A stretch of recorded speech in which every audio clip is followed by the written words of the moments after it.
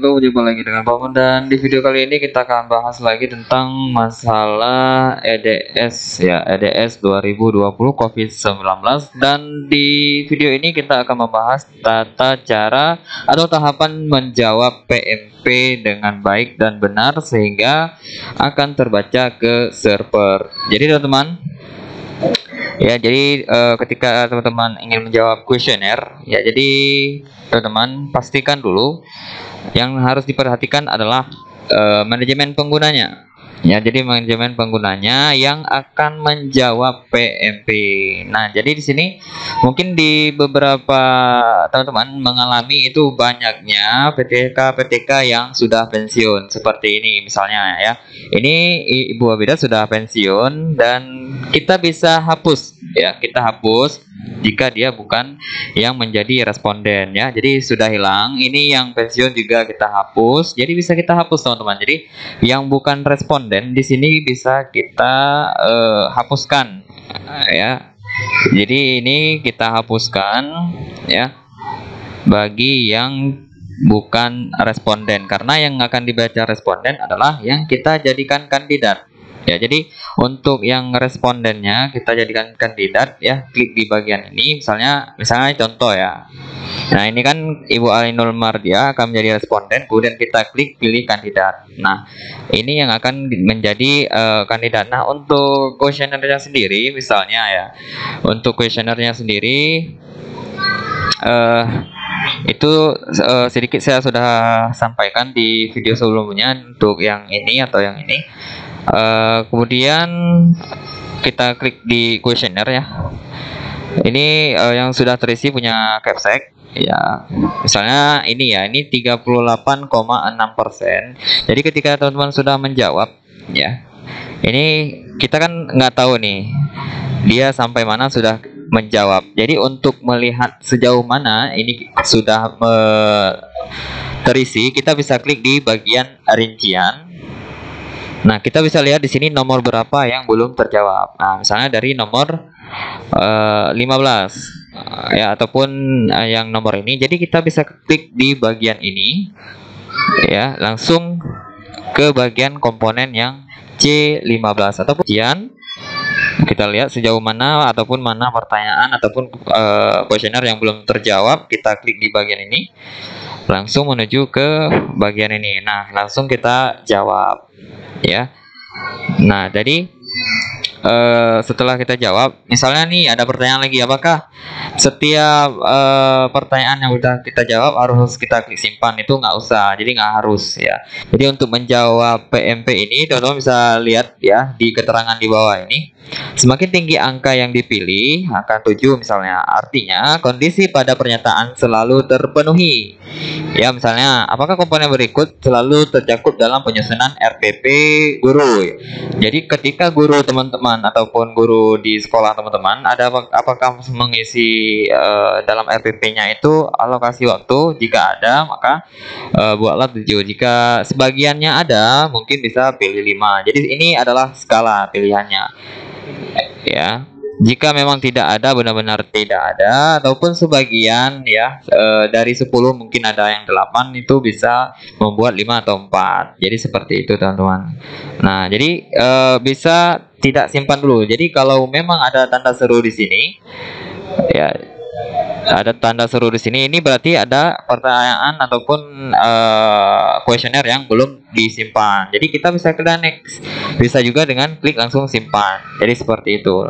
Oke, kita next dulu ya. Oke, ini 3 aja saya sebagai contoh biar nggak panjang durasi videonya. Nah, jadi seperti ini sudah kita isi ya. Udah kita simpan. Nah, ketika sudah teman-teman simpan, kalian balik lagi ke bagian kuesionernya. Balik lagi ke bagian kuesioner.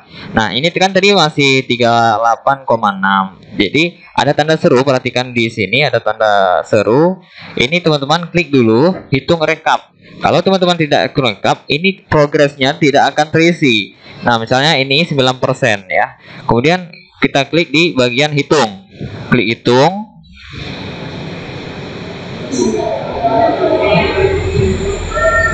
tunggu di proses.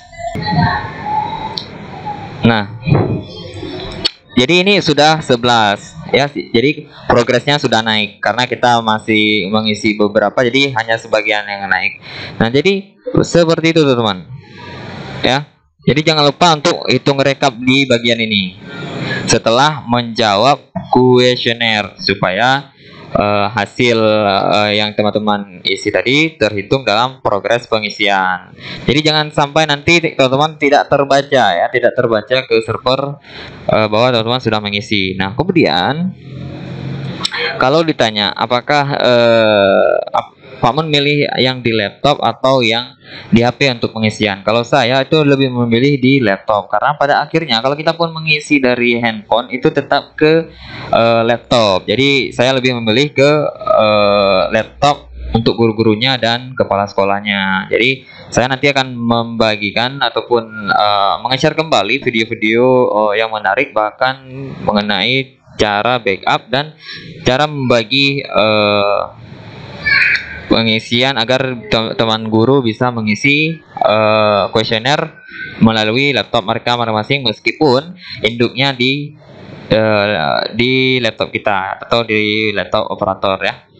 Kemudian untuk setelah mengisi semuanya ya, barulah teman-teman lakukan yang namanya jangan langsung hitung rapor foto, tapi ketika semua baik capsek, guru ya sudah menjawab, itu teman-teman klik dulu di bagian hitung kemajuan ya. Jadi tahap keduanya tahap ketiganya hitung dulu ini. Kemudian setelah klik hitung sudah terhitung semuanya progresnya. Jadi ini untuk perhitungan global, tapi kalau perhitungan semua kuesioner responden ya, hitung punya SD. Di sini kan hitung total kemajuan SD, berarti ini punya SD. Tapi kalau untuk yang dihitung di sini, ini untuk per responden ataupun per gurunya, ya. Nah, ketika sudah klik di bagian ini, teman-teman langsung ke bagian hitung rapor mutu. Nah, ini kenapa tidak bisa? Karena kita belum mengisi semua responden sesuai yang diinginkan. Artinya sesuai penggunanya ya. Jadi teman-teman perhatikan ini ya. Jadi penggunanya yang dijadikan kandidat wajib di sini kan capsek 1 ini harus terpenuhi, kemudian gurunya 8. Nah, ketika 9 orang ini sudah menjawab, maka kita bisa melakukan yang namanya hitung rapor mutu. Nah, jika nanti sudah, maka nanti kita bisa tekan fakta integritas untuk legalitas bahwa kita menyetujui angka ataupun skor yang didapat dari pengisian PMP ini. Nah, kemudian nanti kita sinkron. Nah, nanti akan diverval sama pengawas ya. Jadi seperti itu teman-teman ya. Jadi teman-teman mengisi dulu ya. Setelah mengisi, teman-teman untuk mengisi kuesioner itu bisa langsung ya, bisa langsung misalnya seperti ini ya. Teman-teman ingin mengisi jadikan kandidat dulu. Setelah dijadikan kandidat, itu bisa langsung tukar pengguna ke ataupun guru tersebut bisa langsung tukar pengguna ke akunnya masing-masing. Kita coba lagi tukar pengguna. Nah, ini muncul lift ya, teman-teman klik lift ini ya. Jadi jangan lupa tekan lift, kemudian ada reload, kita reload. Nah, jadi mulailah mengisi kuesioner seperti tadi ya. Klik lanjutkan. Nah, kemudian ngisi dulu ya. Kalau memang belum habis diisi, klik simpan. Kemudian ketika keesokan harinya lagi ya, lakukan tukar pengguna lagi ya, tukar pengguna lagi. Nah, tukar pengguna lagi, klik di bagian perangkat ya. Kemudian kalau ingin sambung, klik di bagian rincian. Kemudian di bagian mana misalnya belum terisi ya, misalnya pertanyaan yang ke-13, kita klik di 13 langsung ke bagian 13. Jadi seperti itu caranya ya. Jadi tahapannya sudah saya jelaskan tadi, mudah-mudahan berguna. Dan jika ada pertanyaan lain silahkan di komen ya. Kita akan mungkin 1 minggu ini kita akan update terus mengenai EDS 2020 COVID-19. Sampai jumpa di video selanjutnya. Jangan lupa di share dan selamat bekerja.